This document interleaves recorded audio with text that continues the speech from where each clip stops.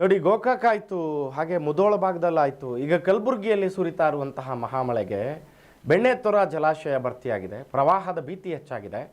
ಹೆಬ್ಬಾಳ ಗ್ರಾಮಸ್ಥರಿಗೆ ಪ್ರವಾಹದ ಭೀತಿ ಶುರುವಾಗ್ಬಿಟ್ಟಿದೆಯಂತೆ. ಡ್ಯಾಮ್ನಿಂದ ಅಪಾರ ಪ್ರಮಾಣದ ನೀರು ಬಿಡುಗಡೆ ಮಾಡ್ತಾ ಇದ್ದಾರೆ. ಕಾಳಗಿಯ ಹೆಬ್ಬಾಳ ಗ್ರಾಮದಲ್ಲಿ ಪ್ರವಾಹದ ಭೀತಿ ಉಂಟಾಗ್ಬಿಟ್ಟಿದೆ. 100 ಎಕರೆ ಉದ್ದು, ಹೆಸರು, ಸೋಯಾ, ತೊಗರಿ ಸಂಪೂರ್ಣವಾಗಿ ನೀರು ಪಾಲಾಗ್ಬಿಟ್ಟಿದೆ. ರೈತ ಕಂಗಾಲಾಗಿದ್ದಾನೆ. ಸರ್ಕಾರ ಪರಿಹಾರ ನೀಡುವಂತೆ ರೈತರು ಒತ್ತಾಯವನ್ನು ಮಾಡ್ತಾ ಇದ್ದಾರೆ.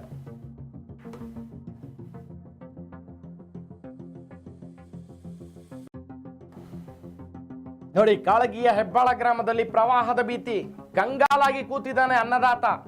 106 ಎಕರೆ ಉದ್ದು, ಹೆಸರು, ಸೋಯಾ ಎಲ್ಲವನ್ನ ಕೂಡ ಬೆಳೆದಿದ್ದ. ತೊಗರಿ ಸಂಪೂರ್ಣ ನೀರು ಪಾಲಾಗಿದೆ. ರೈತ ಕಂಗಾಲಾಗಿದ್ದಾರೆ. ಸರ್ಕಾರ ಪರಿಹಾರ ನೀಡುವಂತೆ ರೈತರ ಒತ್ತಾಯ. ಯಾವ ಪರಿಹಾರವನ್ನ ಕೇಳ್ತಾರೆ ರೈತರು? 1 ಲಕ್ಷ ಪರಿಹಾರ ಸ್ಯಾಂಕ್ಷನ್ ಆದ್ರೆ ಇಲ್ಲಿಂದ ಹೊರಟ್ರೆ, ವಿಧಾನಸೌಧದಿಂದ ಹೊರಟ್ರೆ, ಅದೇನು KSRTC ಬಸ್ಸು ಅಲ್ಲ, VRLSRS ಬಸ್ಸು ಅಲ್ಲ, ರೈಲು ಅಲ್ಲ, ಅಥವಾ ಫ್ಲೈಟು ಅಲ್ಲ. ಆದರೂ ಬರೋದ್ರೊಳಗಡೆ ಅದು ಕಮ್ಮಿ ಆಗುತ್ತೆ.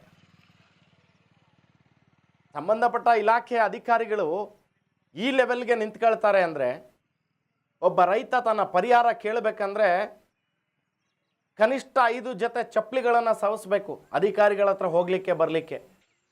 ಇಂತಹ ದುಸ್ಥಿತಿಗೆ ನಾಡನ್ನು ತಂದು ನಿಲ್ಲಿಸಿ ಅಧಿವೇಶನದಲ್ಲಿ ಕುತ್ಕೊಂಡು ಅದು ಹಂಗಾಗೋಯ್ತು, ಇದು ಹಿಂಗಾಗೋಯ್ತು ಅಂತ ಮಾತಾಡ್ತಿರಲ್ಲ ಸೋಕಾಲ್ಡ್ ರಾಜಕಾರಣಿಗಳೇ.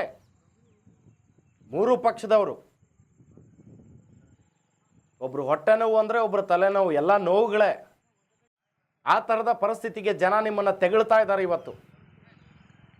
ನೋಡಿ, ರೈತನ ಜಮೀನಿಗೆ ನುಗ್ಗಿರುವಂಥ ನೀರುಗಳಿನ ದೃಶ್ಯ.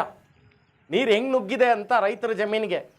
ಬೆಳೆಯನ್ನು ಬೆಳೆದು ಕಷ್ಟ ಬಿದ್ದು ಅದಕ್ಕೆ ಗೊಬ್ಬರ ಅಂತೂ ಕೊಡಲಿಲ್ಲ ನೀವು ರೈತರಿಗೆ.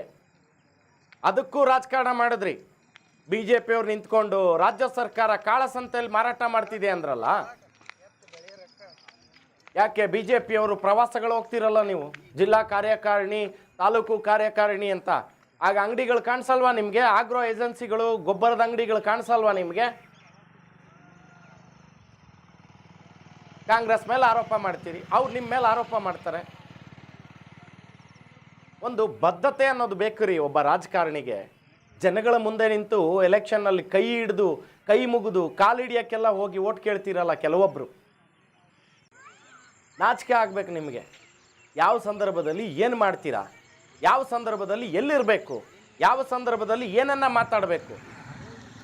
ಸದನದಲ್ಲಿ ಕೂತ್ಕೊಂಡು ಯಾವುದೋ 23ರದ್ದೋ, 22ರದ್ದೋ, 21ರದ್ದೋ ಮಾತಾಡ್ತಿರಲ್ಲ, ಟೈಮ್ ವೇಸ್ಟ್ ಮಾಡ್ಕೊಂಡು.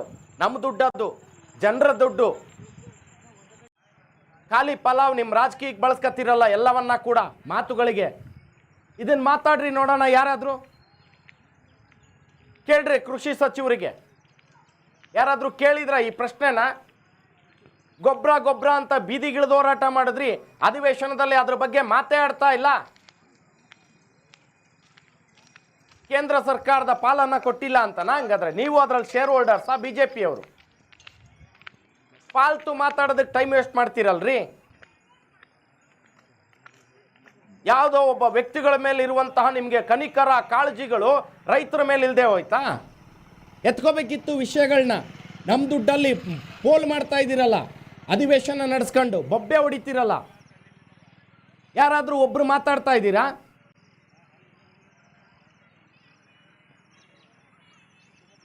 ಕುತ್ಕೊಂಡು ರಾಜಕಾರಣಕ್ಕೆ ಕ್ಯಾಮ್ರಾ ಮುಂದೆ ಮಾತಾಡಬೇಡಿ.